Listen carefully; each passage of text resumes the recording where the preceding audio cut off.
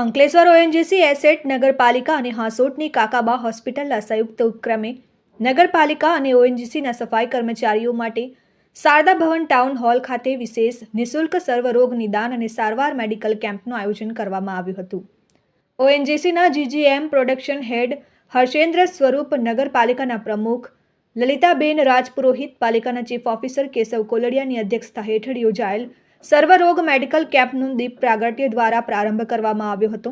આ કેમ્પમાં વિવિધ રોગોના હાંસોટની કાકાબા હોસ્પિટલ અને સુરતના નિષ્ણાંત તબીબો તેમજ નર્સિંગ સ્ટાફે હાજરી રહી સેવા બજાવી હતી અને નગરપાલિકા તેમજ ઓએનજીસીના તમામ સફાઈ કર્મચારીઓનું ચેકઅપ કરાયું હતું. દવાઓ આપવામાં આવી તેમજ સાથે મહિલાઓ કર્મચારીઓને સેનેટરી પેડનું પણ વિતરણ કરાયું હતું.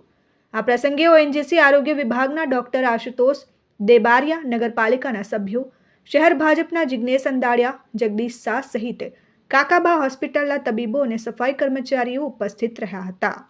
Dharmesh Patel, RN news, Ankleshwar.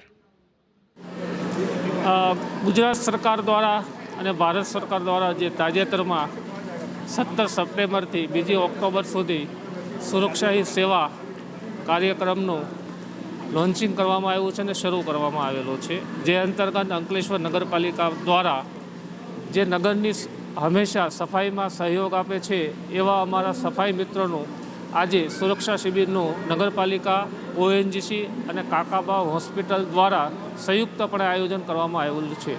જેમાં અમારા સફાઈ મિત્રોની નિદાન થશે અને નિદાન પછી જો કોઈ પણ ઓપરેશનની જરૂર પડશે તો કાકાબા હોસ્પિટલ અને ઓએનજીસી દ્વારા મફતમાં કાકાબા હોસ્પિટલ હાંસોટ ખાતે ઓપરેશન કરવામાં આવશે.